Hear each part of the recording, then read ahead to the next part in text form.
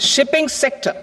Considering that shipbuilding has a long gestation period, I propose to continue the exemption of BCD on raw materials, components, consumables, or parts for the manufacture of ships for another 10 years.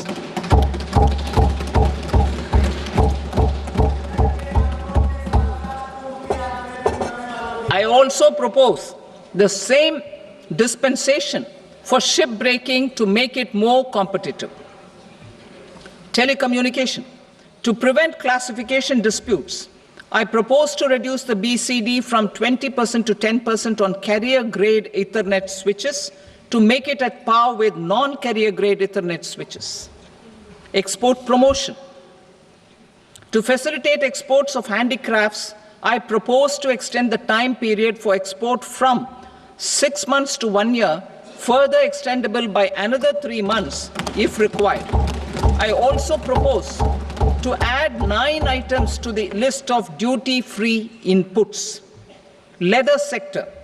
I propose to fully exempt BCD on wet blue leather to facilitate imports for domestic value addition and employment.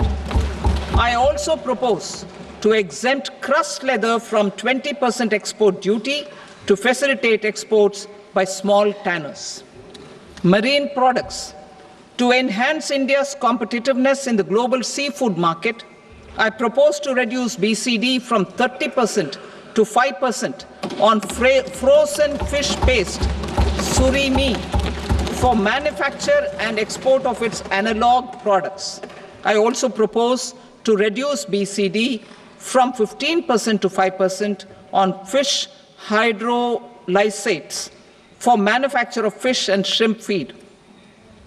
In July 2024 budget, to promote development of domestic MROs for aircraft and ships, I had extended the time limit for export of foreign origin goods that were imported for repairs from 6 months to 1 year and further extendable by 1 year. I now propose to extend the same dispensation for railway goods. Time limit for provisional assessment. Presently, the Customs Act 1962 does not provide any time limit to finalize provisional assessments, leading to uncertainty and cost to trade. As a measure of promoting ease of doing business, I propose to fix a time limit of 2 years, extendable by a year, for finalizing the provisional assessment. I propose to introduce a new provision that will enable importers or exporters, after clearance of goods, to voluntarily declare material facts and pay duty with interest but without penalty. This will incentivize voluntary compliance. However, this will not apply in cases where department has already initiated audit or investigation proceedings. For industry to better plan their imports, I propose to extend the time limit for the end use of imported inputs in the relevant rules from 6 months to 1 year. This will provide operational flexibility in view of cost and uncertainty of supply.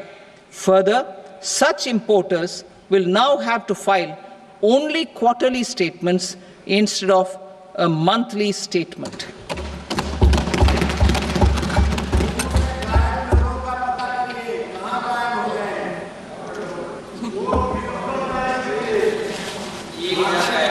I now come to my direct tax proposals. In Part A, I have briefly underlined taxation reforms as one of key reforms to realize our vision of Vikasit Bharat. In respect of criminal law, our government had earlier ushered in Bharatiya Nyaya Sanhita, replacing Bharatiya Danda Sanhita. I am happy to inform this august House and the country that for new income tax bill will carry forward the same spirit of Nyaya in its drafting as well. The new bill will be clear and direct in text, with close to half of the present law in terms of both chapters and words. It will be simple to understand for taxpayers and tax administrators, leading to tax certainty and reduced litigation. Reforms, however, are not a destination. They are means to achieve good governance for our people and economy. Providing good governance primarily involves being responsive. The Tirukural captures this in verse 542, which reads, "Vaanokki vaazhum ulagallam, mannavan kol nokki vaazhum kudi," meaning, just as the living beings live expecting rains, citizens live expecting good governance. Our government is committed to keeping an ear to the ground and a finger on the pulse and responding while balancing our national building efforts.